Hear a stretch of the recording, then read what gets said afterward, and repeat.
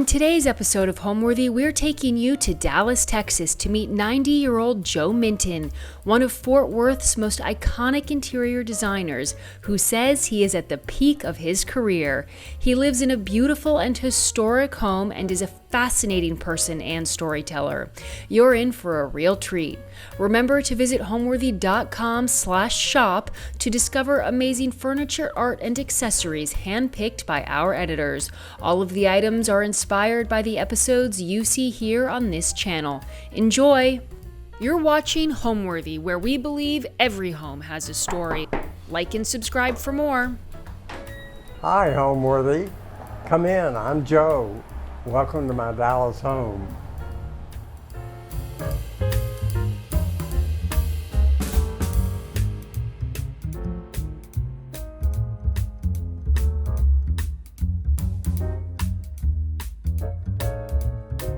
I'm Joe Minton.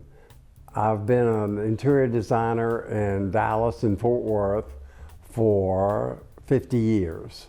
I recently lost a job because the client thought I was too old to finish the job.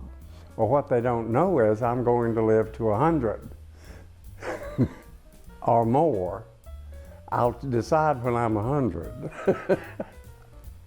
We are in my house in University Park in Dallas, and this room that we're in is 300 years old. It was the oak drawing room at Wingleworth Hall in Derbyshire. It was 30 miles from the Duke of Devonshire's house, Chatsworth. I'm lucky that I'm in perfect health, and I continue to work. I love working. I love what I do, and I'm very good at it. I'm really at the peak of my powers right now as far as interior design. We're on a busy street in University Park. In the front and the back of the house faces, our property has a little creek behind it and a forest. So when you look out, you see it looks like Sherwood Forest out there past the garden. The architect was really brilliant in doing this house because it's got this wonderful large room and then two small bedrooms and a small study, dining room, and kitchen. And it has 3 bathrooms, but it's a very small house. It's suitable for 1 or 2 people. It's not a family house. It has no big playroom. It has no, and I didn't want a big playroom. This is the small foyer of the house, and this is a Chinese Chippendale piece that probably from the 19th century. It's not 18th. And those are wonderful Chinese phoenix birds. And I noticed that there are some of these very similar birds are in the new Anne and Gordon Getty sale. Very similar. The foyer should be a place to greet people. The larger the foyer is, the better. I would prefer this to be a larger area because people tend to congregate in the entrance hall of a house. And I love big entrance halls. But this is a very small entrance hall, but it works here. At least it's got a hall. I hate a house where you enter right into the living room. When we moved in, the room looked just like it does. It's been like this for 300 years. The room is early Georgian. The Wingleworth Hall was built in 1720. Now we'll go into the living room. This is a 300-year-old room, exactly the size it was 300 years ago in Derbyshire, England. It is the oak drawing room from Wingleworth Hall, which was 30 miles from Chatsworth, home of the Duke of Devonshire. This room was bought by William Randolph Hearst in London in the 1920s and sent, though the house was demolished in the 20s, and the house, Hearst bought it, sent it to California to build into San Simeon, and they ended up not using the room, and he had an auction in the 1940s, and the architect Wilson McClure bought the room and built this house around it. This is a book of England's lost houses. It's houses that were demolished since the 1950s in England. And this is Wingleworth Hall, where this room came from. And it tells about it in this book by Giles Worsley. This is a copy of a watercolor of Wingleworth Hall, where this room came from. And it was right here on this corner was the oak drawing room.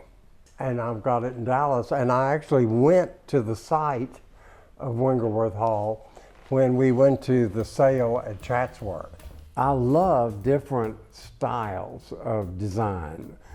My personal house and what I like to live with is very traditional. I love antiques. I especially love English antiques, although I also like French antiques. But I like working with very contemporary furniture and also rustic. I've done several jobs in Colorado in ski lodges and log cabins, and that's a fun thing to do. And I've done several houses that are completely contemporary, where I don't have one single antique in there.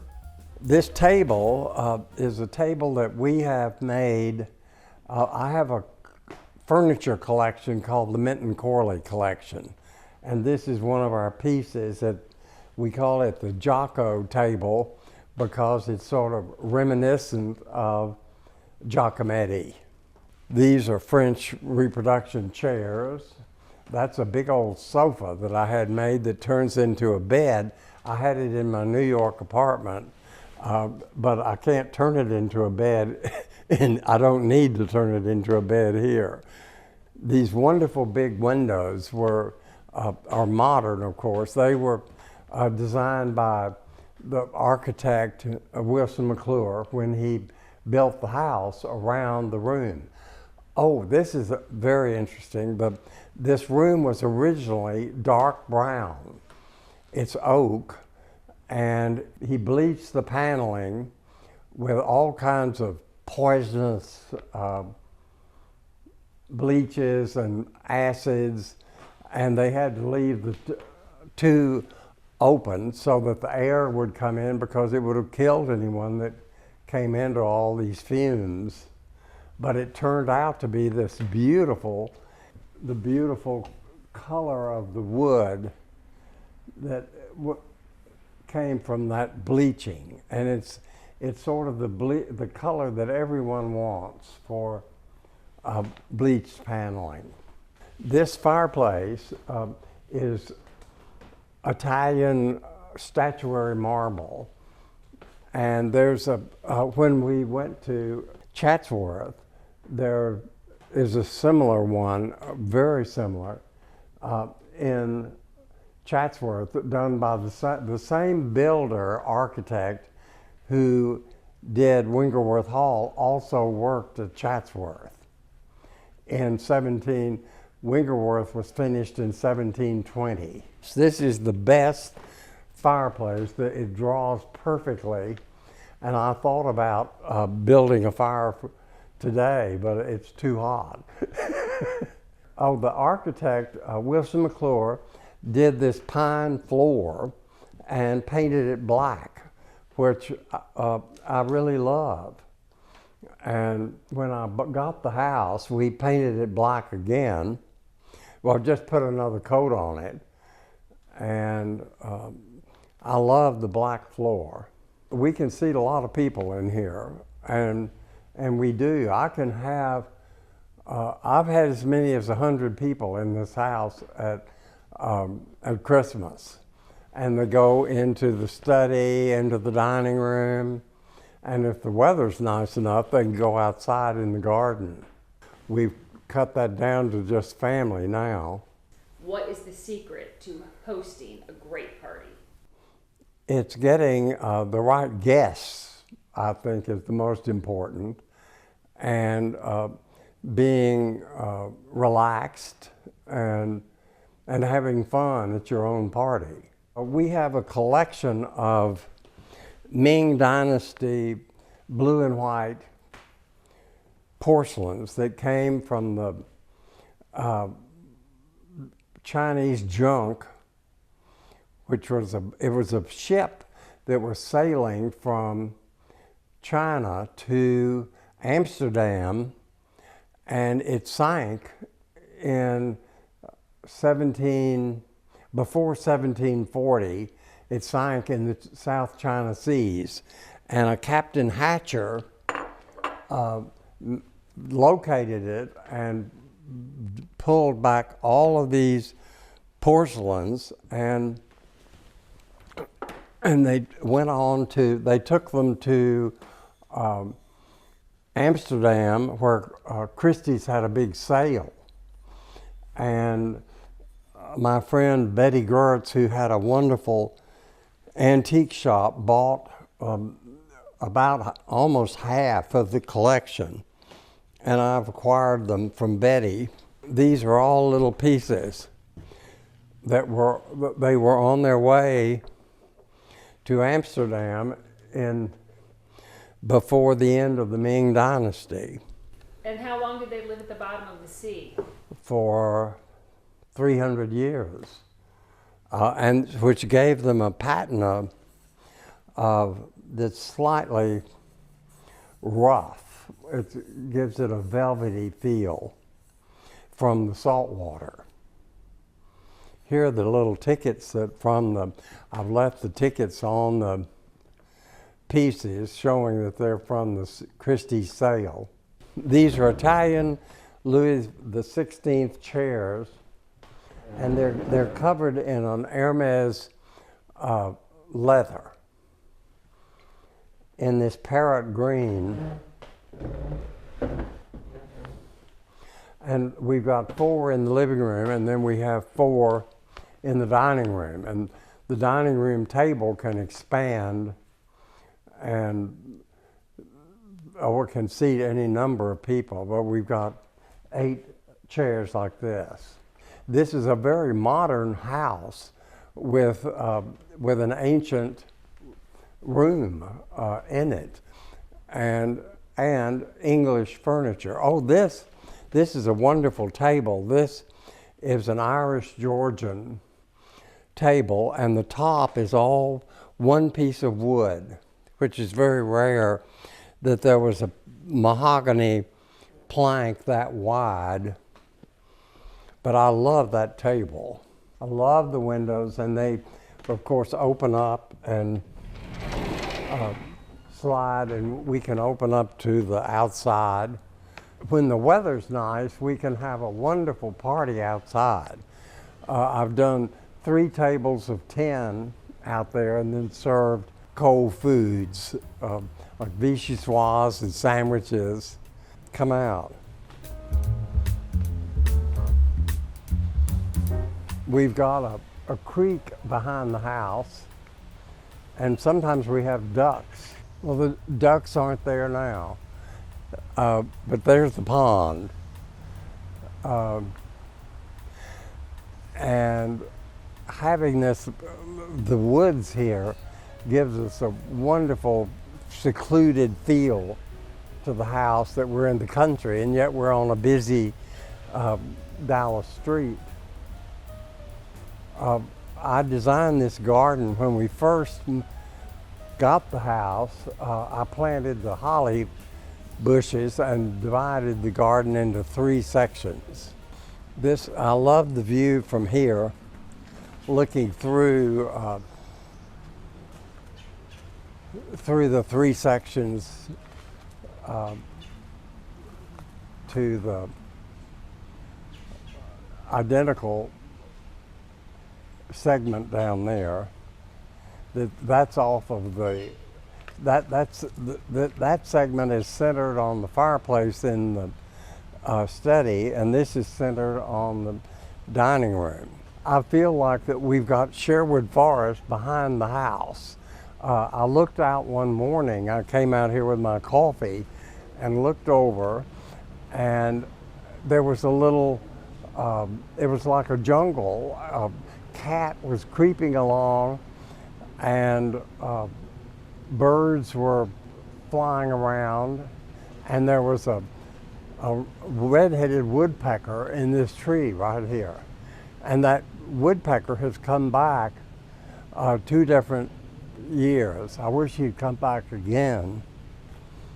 He must have died, but maybe his descendants will come. But they particularly like that one tree. I was born in Fort Worth, which is 30 miles from here, and from an old family that had my great-great-grandfather came to Fort Worth when they closed the fort. They had a fort there, and they closed it, and my great-great-grandfather bought one of the log cabins from one of the officers at the fort, and that was before the Civil War in the early 1850s. My great-grandfather, who was a doctor, wanted to try out this newfangled invention called a telephone, and he got 9 of his patients together and told them that they had to sign up for this telephone or he wouldn't come to their house when they got sick. So these 10 people got 10 telephones, and they were the first telephones in Fort Worth, and my grandfather's number was 1, my great-grandfather. And then my grandfather inherited it. And when after my mother was born and going to the University of Texas in Austin, their number was still 1. And they kept that number 1 until they put in the dial phones. And Mama would call long distance to Fort Worth, and the operators wouldn't believe her when she said her number was 1, which amused me. This is the dining room. It's round, as you can see, and it's exactly as it was in 1950 when Wilson McClure designed it. These walls and the murals on the walls were done in 1950, and we've left them just as they are. The ceiling is domed up. It has a dome that goes up into the attic space. I bought the chandelier from a friend who was moving and had it rewired, and in the process the company lost all of the crystals. So I replaced all of the crystals with rock crystals. So all of those crystals are actually the mineral rock crystal. Then after I'd done that, they found the original crystals. So I had to do another chandelier and put the originals on that. But I'm actually glad it all happened because I love the rock crystals. I like them much better than the glass crystals. And we have, because of it being round, we've ended up with these spaces on the side. This is a silver closet. And over here we've got a china closet. And behind this section here is the pantry for the kitchen that opens into the kitchen, which the kitchen hadn't been changed since 1950. This table has leaves that extend, so it's a very comfortable room to have a small dinner party. And we have had, it's possible to have 12 people for dinner for a party and put 6 of them, actually we could have 16 people. We could put 8 in this room and then take the desk out of the study and use the study as another dining area. These are crystal balls of rock crystal, which I love. They weigh a ton, but that's I love the crystal. I like collecting things in multiples. I think that several of them is much more important than one. Oh, this is a 1950s piece from a company that was originally Crumpy, and then it became Karamos. But I love this rock formation. And I've had this a long time. Sculpture over on this pedestal that is actually a period piece of one of the Caesars. Now I'm going to take you to the kitchen through this wonderful curved door that Wilson LaCroix designed. And here we are in a 1950s kitchen that hasn't been changed since 1950. So it's a period piece. I guess it's 70 years old. Amazing. It's all original to the kitchen, and we've just left it as it is. One thing, I don't care much about the kitchen. I don't cook, and it's a small kitchen, and it's not a live-in kitchen. It's just a place to cook and serve the food in the rest of the house. I sleep rather late. I usually get up about 8:30 or 9, and I have to have 2 coffees before I can function, and I have to read the paper, and sometimes I have to read 2 papers. I read the New York Times and the Dallas Morning News, and then I'm ready to go. By 11 o'clock, I'm ready to meet clients. And then I tend to, I'm at my best in the afternoon. So I try to get client meetings in the afternoon, and I sometimes work until 6 or 7. This is my trusted coffee machine. It's a Nespresso, which makes wonderful coffee. I should do an ad for Nespresso. Oh, that's a mess. Let's don't go there. I'd been in the ROTC, and I finished that, and the Air Force said I have to go into the service. I have my commission as a second lieutenant. I got sent to England, which is what I wanted to do, and I had the most wonderful 2-year career in the Air Force in England. I ran the officers club, the service club, the movie theater, and I was on a little base called Chicksands Priory that didn't even have an airfield. This was in the 1950s during the Cold War. There were no bullets during the Cold War. So I missed a war with bullets. The base commander of the Air Force Base called me in with 2 other single lieutenants and said that Lord de Ramsey was having a big debut party for his 2 daughters. And he wanted 3 Air Force officers to come to the party. So we said, oh good, we'll go and we'll wear our tuxes.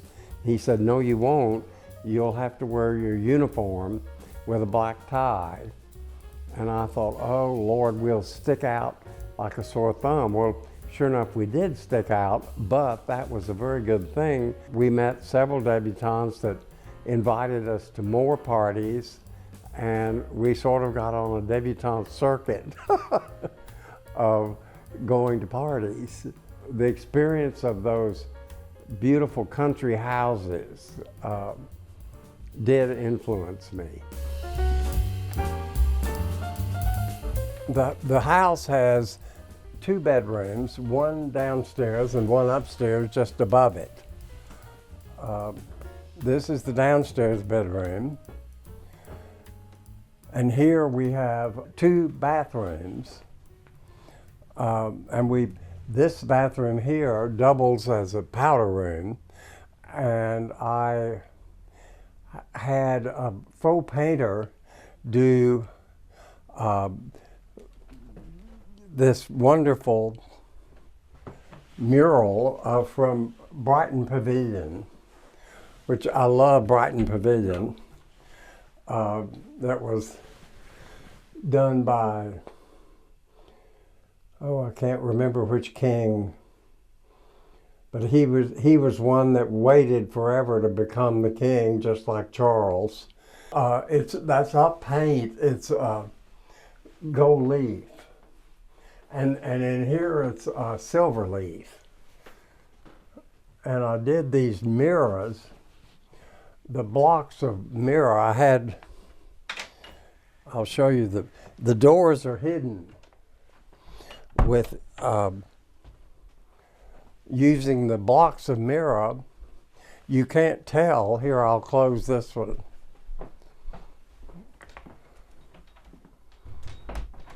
Because this room has so many doors, by doing the wainscoting on the bottom of the door and doing the mirror lining up with the top of the door, they're sort of hidden when they're closed.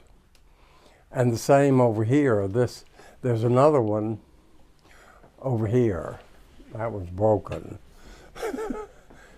This room was so small that I thought it needed the mirror to get more light and just enlarge the space. I bought this bed in Paris in the flea market. And this wonderful little chest belonged to, it was at a shop called Vivian Watson, who is since deceased, but it's a wonderful little secretary. This is a French 19th century commode.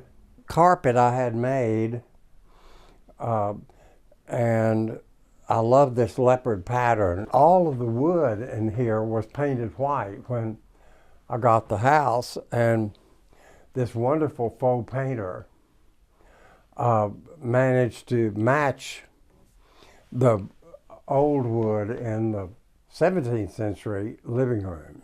The curtains are Fortuny, which is a very pretty shades of green and pale gold.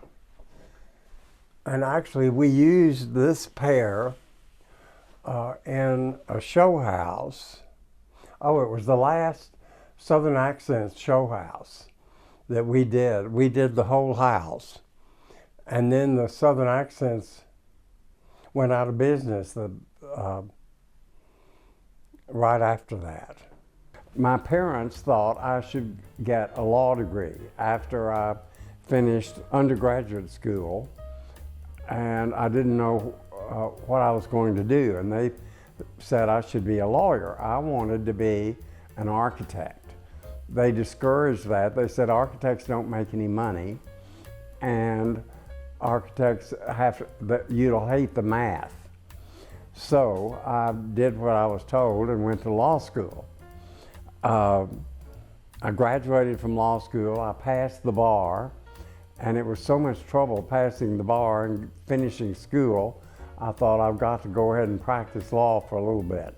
So I got a job with the city attorney's office in Fort Worth, and he immediately made me the tax attorney for the whole city, which was a hideous job of suing people for their who didn't pay their ad valorem taxes.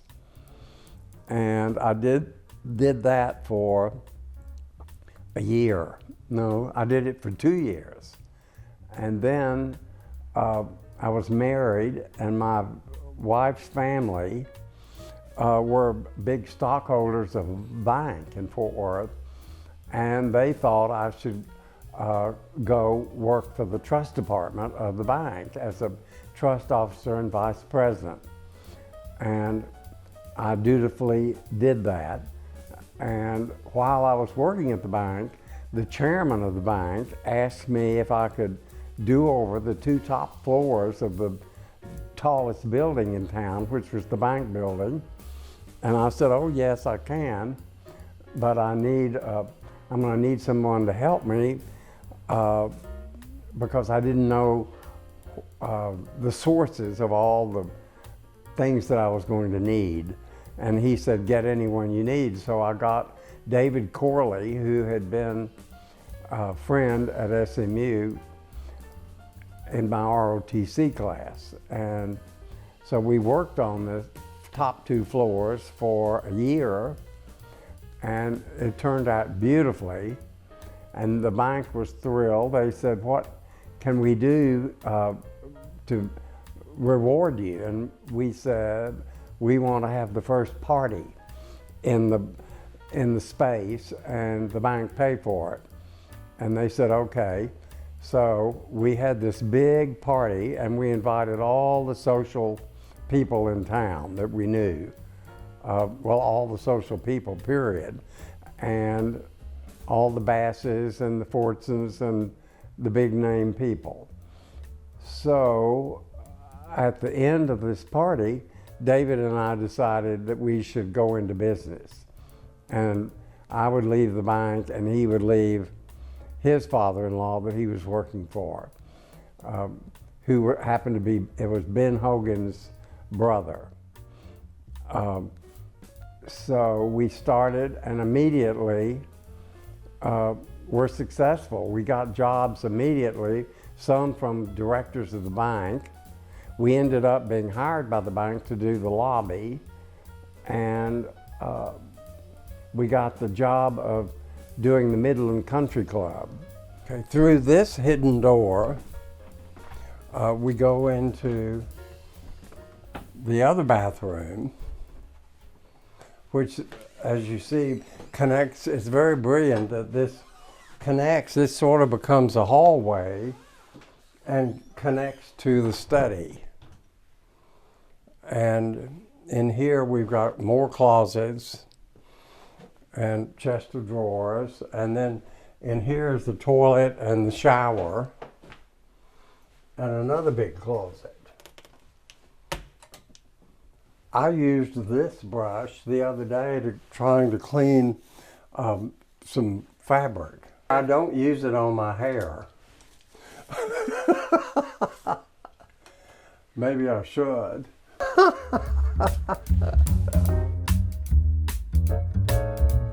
Now we'll go in the study through this door.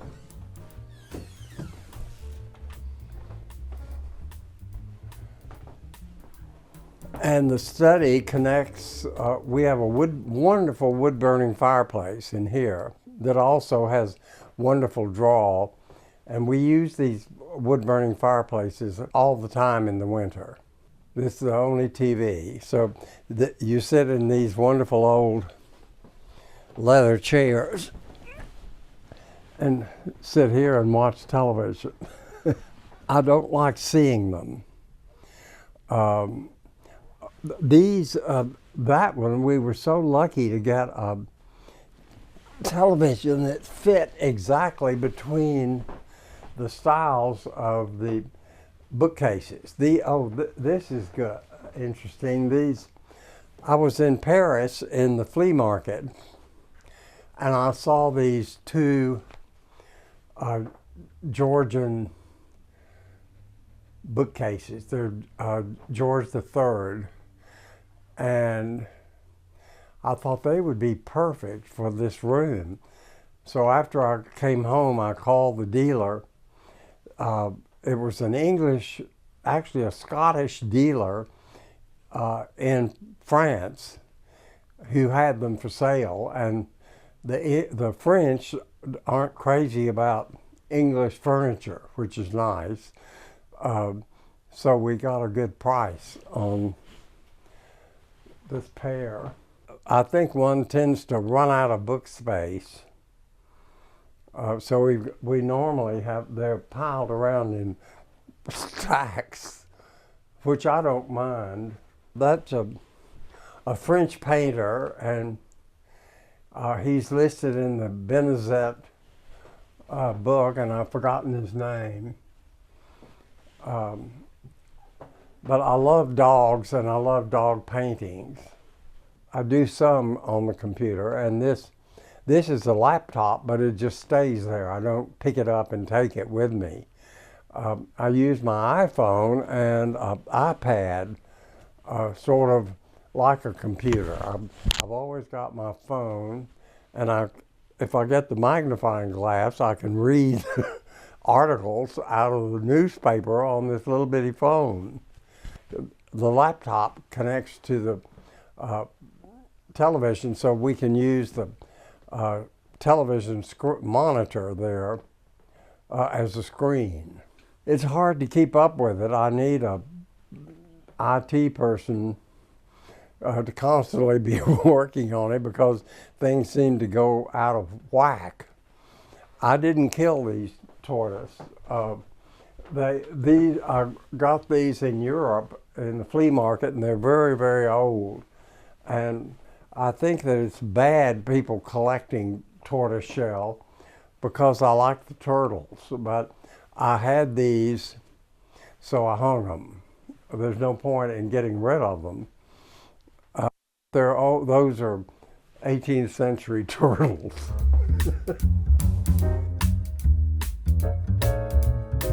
Now we're going to go upstairs to the little guest suite or the other bedroom.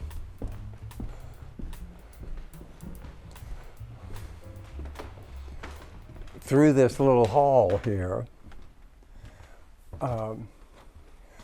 we go up. I've covered everything and a mattress ticking, which you'll see upstairs.